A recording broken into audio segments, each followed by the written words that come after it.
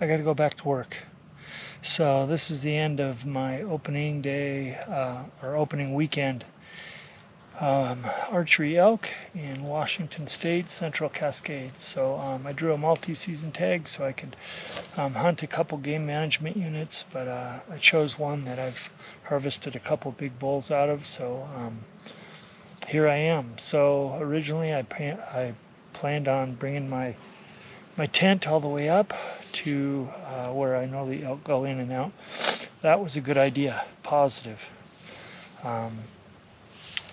This early in the season, the one thing I wasn't prepared for was the temperature changes. So at night sleeping, I was very cold, and I had a good sleeping bag, 20 degree, really good new pad, Thermarest. It's like a 3-inch Aerolite or something. Really, really good pad.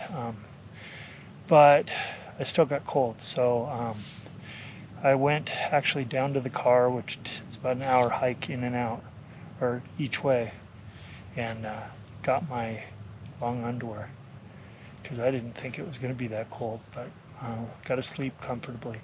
First night, started at 1:40 in the morning. Laying in bed, I could hear elk bugling, more specifically locator bugles.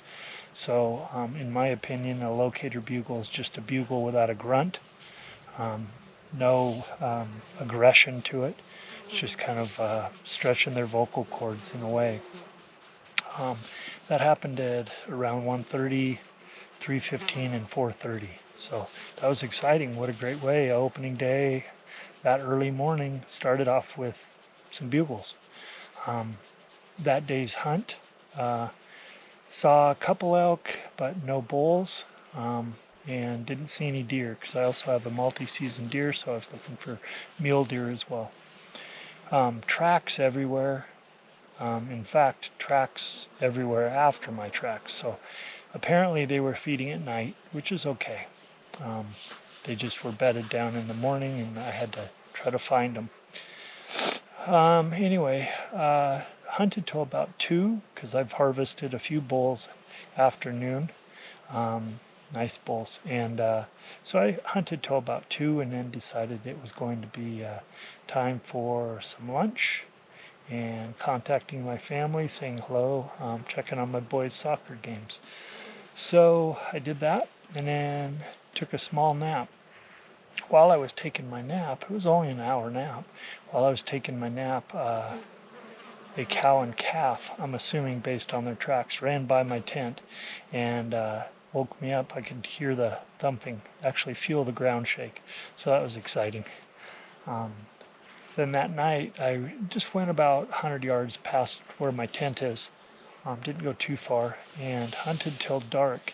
And that's the interesting thing. That was actually one of the highlights of my hunt was doing locator bugles, just 1 or 2 sequences, and then just sitting for 45 minutes, quiet. And just before shooting light was over, a bull or a bugle cracked down below me, and it was actually startled me. It surprised me. So I thought, well, my scent, the wind is blowing right down on him, so it's got to be a hunter. Mistake number 1. I was assuming if it was an elk, it was going to try to circle around and see what I was. But obviously it knew what I was. It was just seeing if any other elk were in the area, I guess. I didn't bugle back. I just stayed quiet because I figured if it was a hunter, I didn't want them coming up to me, and was hoping they would just continue on. About 5 minutes later, I heard a bugle down below, farther, probably 500 yards below where I heard the first one, where my camp is. And that's when I realized I had made the mistake. So from this day on,